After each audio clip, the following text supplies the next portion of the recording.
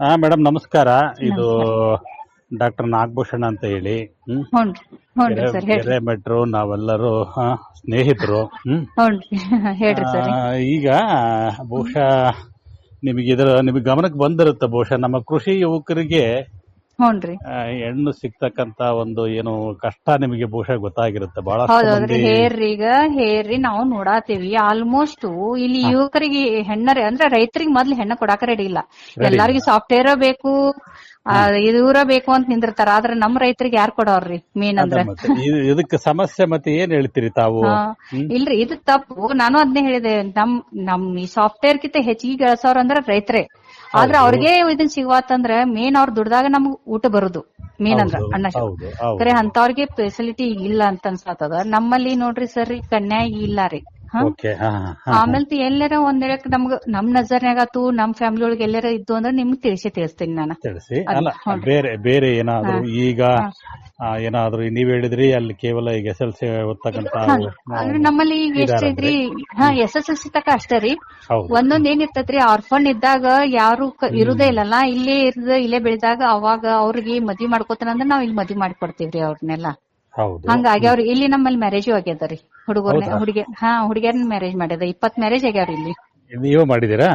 ಹ್ಞೂ. ಈಗ ನಾ 2 years ಆತ್ರಿ ನಾ ಬಂದ್ಮೇಲೆ ಒಂದ್ ಮಗು ಒಬ್ಬಳದ ಆತ್ರಿ ಹುಡುಗಿದ. ಅವಳು ಈಗ ಅವ್ರ ಸಂಸಾರ ಬಾಳ ಚಂದ ನಡ್ದದ. ಒಂದ್ ಹೆಣ್ ಮಗು ಹುಟ್ಟ್ಯದ ಅವ್ರಿಗೆ. ಓ ವೆರಿ ಗುಡ್.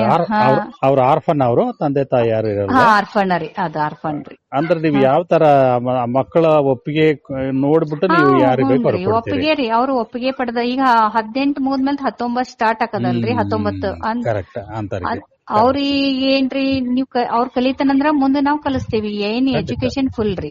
ಖಂಡಿತ. ಇಲ್ಲ ನನಗಿಲ್ಲ ಓದತು ಇಂಟ್ರೆಸ್ಟ್ ಇಲ್ಲ ಅಂತಂದ್ರ ಮ್ಯಾರೇಜ್ ಹಾಕಿರಿ ಅಂತ ಕೇಳಿರ ಹ್ಞೂ ಅಂದ್ರ ಮ್ಯಾರೇಜ್ ಸ್ಟಾರ್ಟ್ ಮಾಡ್ತೀವ್ರಿ ನಾವ್ ನೋಡ್ಲಿಕ್ಕೆ. ಆಮೇಲೆ ಮ್ಯಾರೇಜ್ ಆದ್ಮೇಲೆ ಕೂಡ ಅವರು ವಿದ್ಯಾಭ್ಯಾಸ ಕಂಟಿನ್ಯೂ ಮಾಡಬಹುದು. ಕಂಟಿನ್ಯೂ ಮಾಡಬಹುದು. ಇಲ್ಲಿ ಒಂದು ನಾವು ಸ್ವಲ್ಪ ನೀವ್ ಎಷ್ಟರ ಮಟ್ಟಿಗೆ ಹುಷಾರಿ ತಗೋತೀರ ಗೊತ್ತಿಲ್ಲ. ನೀವು ಯಾವುದೇ ಒಂದು ಪಾಪ ಅನಾಥ ಮಗು ಅಂದಾಕ್ಷಣಕ್ಕೆ ಅದು ಯಾರಿಗೋ ಒಬ್ಬರಿಗೆ ಮದುವೆ ಮಾಡಿ ಕೊಟ್ಟುಬಿಟ್ಟು ಕೈ ತೊಳ್ಕೊಂಬದ್ ಅಲ್ವಲ್ಲ.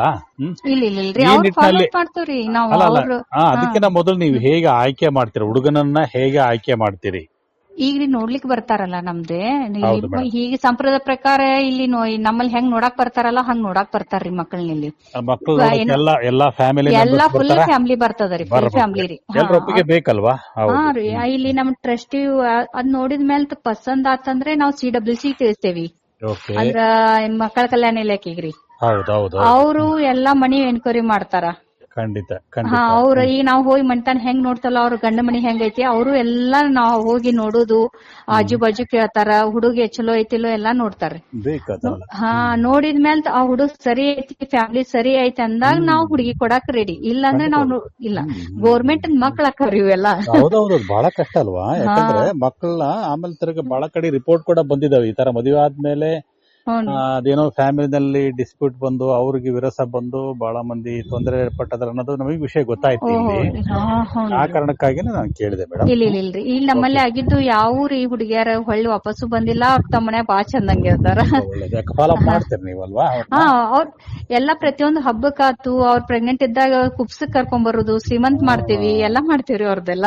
ನೋಡ್ರಿ ಇವೆಲ್ಲ ಸಂಸ್ಕಾರಗಳು ಹೆಂಗೆ ಬೆಳಿಬೇಕು ಅನ್ನೋದ್ರ ಬಗ್ಗೆ ಏನಿಲ್ಲ. ಪ್ರಯತ್ನ ನಡೀತಾ ಇದೆ ಮೇಡಮ್. ಇಲ್ಲ ಚಲೋ ಮಾಡಾಕತ್ತೀರಿ ಸರ್ ನೀವು. ಇದು ಅಂದ್ರೆ ಯುವಕರಿಗೆ ಅಂದ್ರೆ ರೈತರ ಯುವಕರಿಗೆ ನೀವು ಮಾಡಾಕತ್ತಿ ಚಲೋ ಆಯ್ತು.